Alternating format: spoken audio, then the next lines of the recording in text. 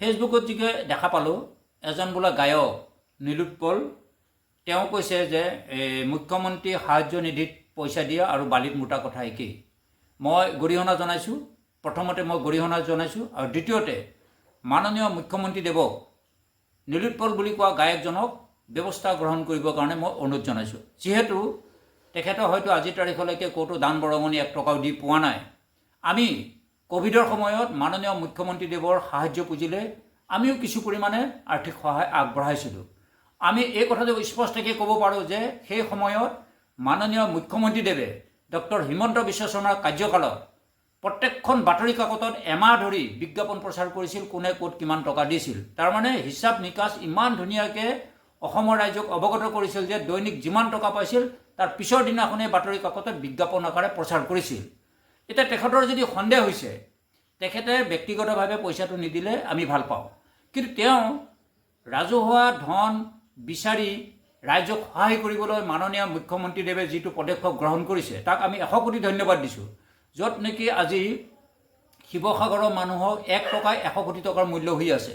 তেনে ক্ষেত্ৰত অসমৰ যিকোনো লোকে মুখ্যমন্ত্ৰী সাহায্য পুঁজিলৈ যেতিয়া দান বৰঙণি বিচাৰিছে, তেখেতে সেই পইচাটো বালিত মোটাৰ লগত যেতিয়া তুলনা কৰিব বিচাৰিছে, মই মাননীয় মুখ্যমন্ত্ৰীদেৱক আইনী ব্যৱস্থাৰে এই কোন গায়ক নীলোৎপল বোলে, আমি বাৰু তাত নীলোৎপলৰ নাম আমি গায়ক হিচাপে শুনাই নাই, তেখেতক আইনী ব্যৱস্থা গ্ৰহণ কৰিবলৈ মই অনুৰোধ জনাইছোঁ।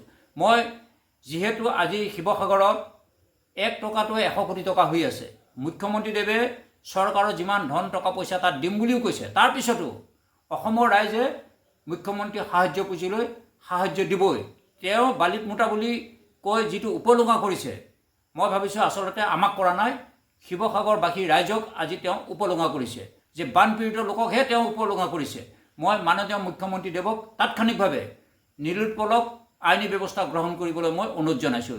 যিহেতু আজি এই সময়ত মুখ্যমন্ত্ৰী সাহায্য পুঁজিলৈ যদিও কোনোবাই দিম বুলি ভাবি আছিল, এইবোৰ বাতাবৰণে হয়তো ক'ৰবাত ব্যাঘাত জন্মাব পাৰে। গতিকে এনেকুৱা লোকে এনেকুৱা ভাষা কোৱাৰ লগে লগে মাননীয় মুখ্যমন্ত্ৰীদেৱক আইনী ব্যৱস্থা গ্ৰহণ কৰিবলৈ মই অনুৰোধ জনাইছোঁ। আৰু মই স্পষ্টকৈ ক'ব পাৰোঁ যে ক'ভিডৰ সময়ত যোনে যিমান টকা পইচা দিছিল, আপোনালোকৰ যদি সন্দেহ আছে, সেই সময়ত বাতৰি কাকতখিনি চালে গম পাব যে প্ৰত্যেক দিনাই দৈনিক যিমান টকা দিয়া হৈছিল বাতৰি কাকতত বিজ্ঞাপন আকাৰে মাননীয় মুখ্যমন্ত্ৰীদেৱে জনসংযোগৰ দ্বাৰা বিজ্ঞাপন আকাৰে সদায় প্ৰচাৰ কৰি আছিল। গতিকে সন্দেহ যদি হৈছিলে নীলোৎপলৰ, তেওঁ ব্যক্তিগতভাৱে ক'ব লাগে যে বালিত মোটাৰ লগত যিটো তুলনা দিছে আচলতে গৰিহণাযোগ্য।